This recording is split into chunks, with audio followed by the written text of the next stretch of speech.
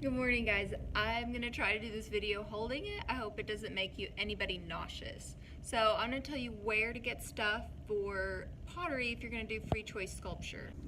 You're gonna need to put something out on your table. You can get newspaper, which is under here, or in the sculpture clay tools right behind, there are some tablecloths. If you have a whole table, I would do this if you have a whole table of clay people, just go ahead, you could do that. I also have these mats, which are great to work on, so you could get one of these and actually work on the white kind of paper side.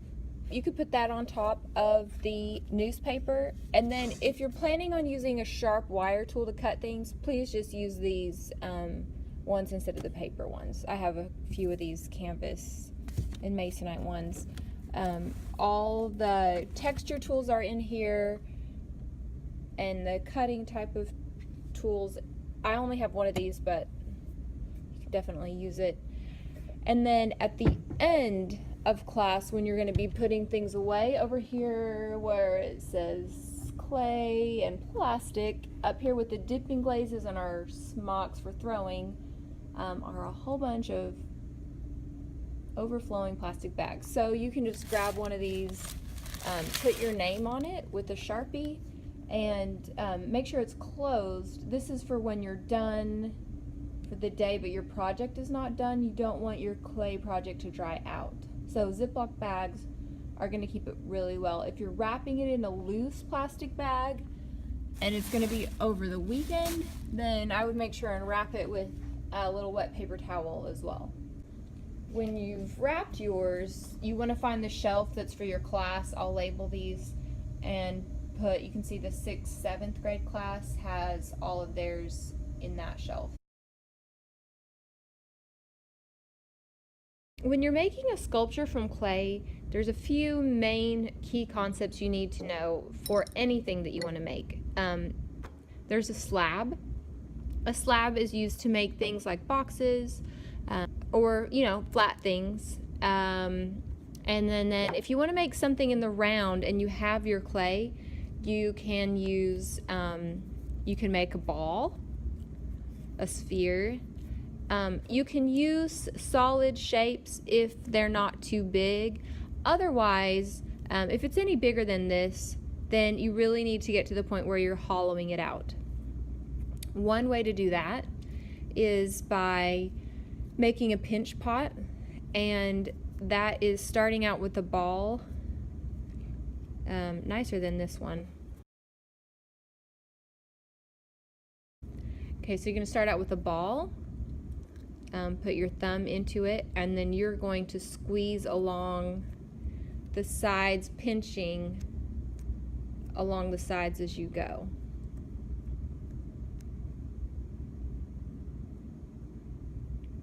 You can join pinch pots together. You could join a pinch pot to a slab. You could join, the other thing is pulling out. So say you have this and you want to add ears to it. You can pinch and pull those ears out.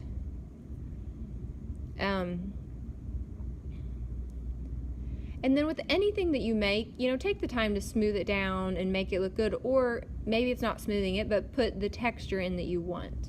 Okay, so let's say I'm going to put this head, I have nothing planned out, who knows what is going to come. You're going to put this head onto this upside down pinch pot body.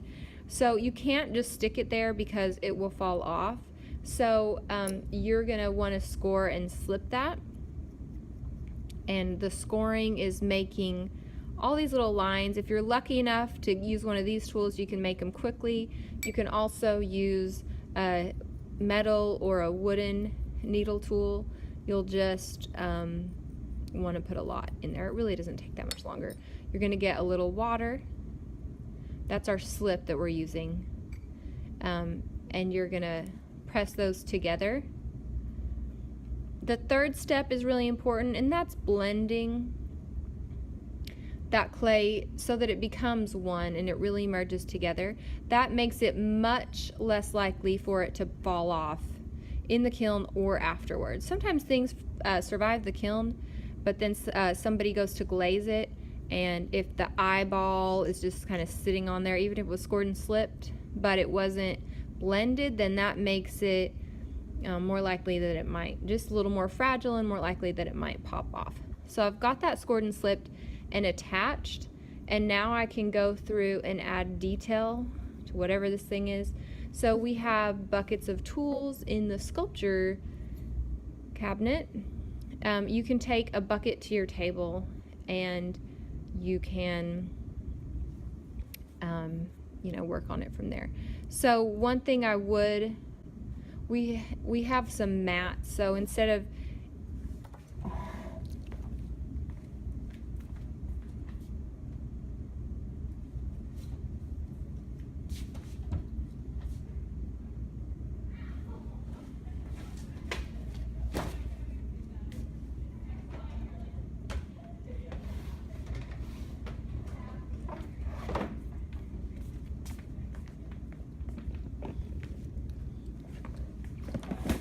okay, there's the texture tools.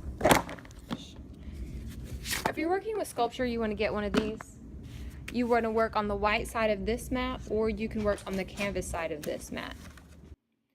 Now go ahead and use the wooden tools or other clay tools and texture tools to create details onto your sculpture.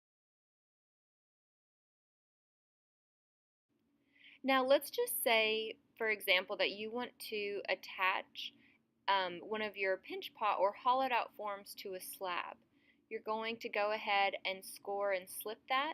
And now, of course, mine is just demonstration purposes. I haven't made my slab look like anything. If you're doing this, you want to make it purposeful and make sure the slab looks like something, looks like art, looks good. Otherwise, once you're done with that, you're going to go ahead and score and slip around the base of your pinch pot or whatever it is that you're attaching to your form like normal. You're also going to score around the base that you're attaching it to and also add the slip.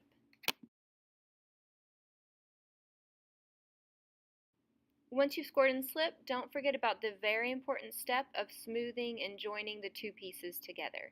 You're going to go ahead and do this around anything that you join.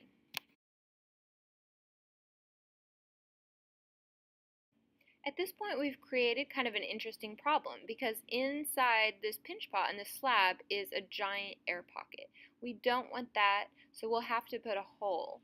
You can use a hole that incorporates the design and is maybe not necessarily noticeable as a hole, as long as you make sure your needle tool goes all the way through. Or you can hide your hole somewhere in the back, not under the base, but it could be in the back of the focal point. So we can't look at clay without talking about coils. Coils are, you know what a coil is? It's a snake. It's the kind of thing you've been making out of Play-Doh since you were little. You can use coils to join and make something like this plate along with these dots. Little balls and coils were used for this. It's kind of been flattened out somewhat.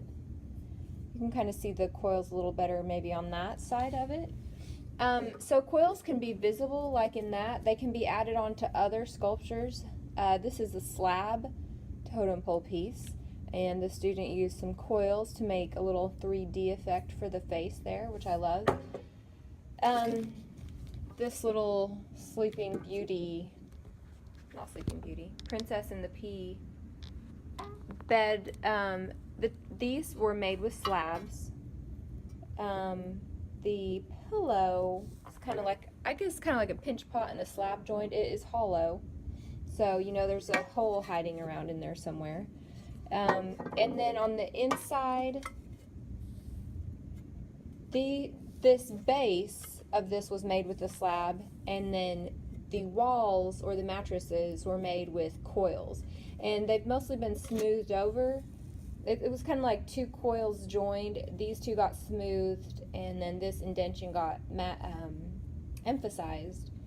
So you can use coils for a lot of things. On a sculpture, you know, you'll use it for the arms or for a tail.